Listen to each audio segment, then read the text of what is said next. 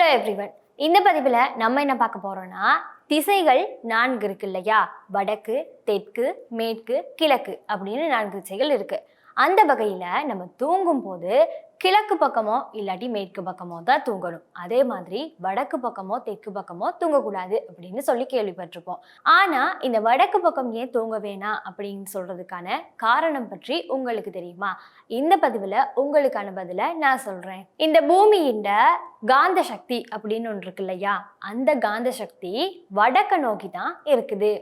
இப்ப இந்த காந்த சக்தி வடக்கு திசையை நோக்கி இல்லையா இருக்கு. இப்ப நம்ம வடக்கு திசையில தலை வைத்து தூங்கும் போது நம்மளுடைய மூளையையும் தலையையும் இந்த காந்த சக்தி பாதிக்கிறதுக்கு அதிகப்படியான வாய்ப்பு இருக்குது. இந்த தாக்குதல் நம்மளுடைய மனநலத்தையும் உடல் நலத்தையும் மிக மோசமான முறையில பாதிப்படைய வைக்குது. இந்த காரணம்னால தான் வடக்கு பக்கமோ இல்லாட்டி தெற்கு பக்கமோ தலை வைத்து தூங்க வேணாம் அப்படின்னு நம்மளுடைய முன்னோர்கள் வகுத்து வைத்திருக்கிறாங்க. இது எல்லாமே ஒரு மூட நம்பிக்கை அப்படின்னு பல பேர் நினைத்து கொண்டிருப்பாங்க. ஆனாலுமே இதுதான் உண்மை அப்படிங்கிறது தான் முன்னோர்களுடைய கருத்தாக இருக்குது. ஓகே காய்ஸ், இந்த பதிவு பத்தி நீங்க என்ன ஃபீல் பண்றீங்கிறத மறந்துடாம கமெண்ட் பாக்ஸ்ல பின் பண்ணுங்க. இது மட்டும் இல்லாம நீங்களும் வடக்கு பக்கம் தலை வைத்து தூங்குறீங்களா? அப்ப அந்த பழக்கத்தை மாற்றிக்கொள்ளுங்க.